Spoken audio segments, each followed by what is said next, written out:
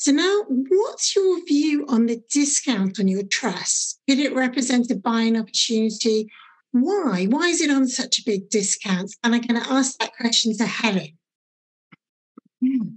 So we believe the discount is unwarranted. We're somewhat baffled by the discount. It's widened out quite considerably over the last few months. I think it's fair to say that it's partly due to a general sort of risk-off attitude in equity markets. I think that's hindered things somewhat. But when we look at the fundamentals in our portfolio, we look at the valuations. I know, Annabelle, we're going to talk about that later, but the confidence we have in the valuations of the underlying portfolio companies, and we look at the prospects for those businesses and the investment opportunities, we do feel that this discount is unwarranted. Thank you, Helen. Now, Colin, what's your view on your discount? Is it unwarranted? Well, it's always great following Helen because it means that most of the main points have been covered. So thank you, Helen. I agree with most of what Helen said. Do I think they're warranted? I think there's multiple reasons why they exist. Personal perspective, of course, I don't think they are warranted.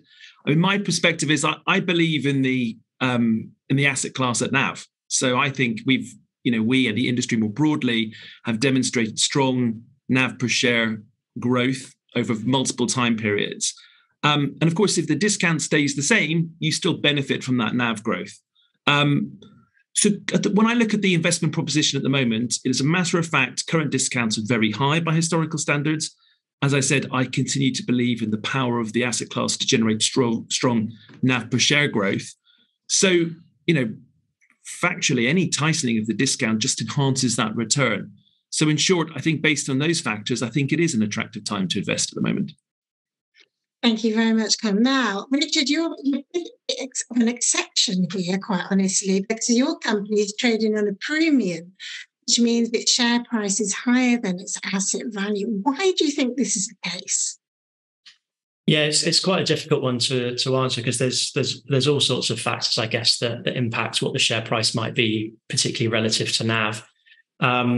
I'd say, I guess, firstly, it's a consequence of kind of supply and demand. So if demand is strong and there's relatively tight supply, then inevitably the price is going to increase. And I think a lot of the owners of shares of Literacy have been quite long-standing. So since before we were a listed vehicle. And so there's been a number of factors, I guess, that have stimulated demand. And so that would be, strong NAV performance. So NAV has almost tripled in less than 2 years.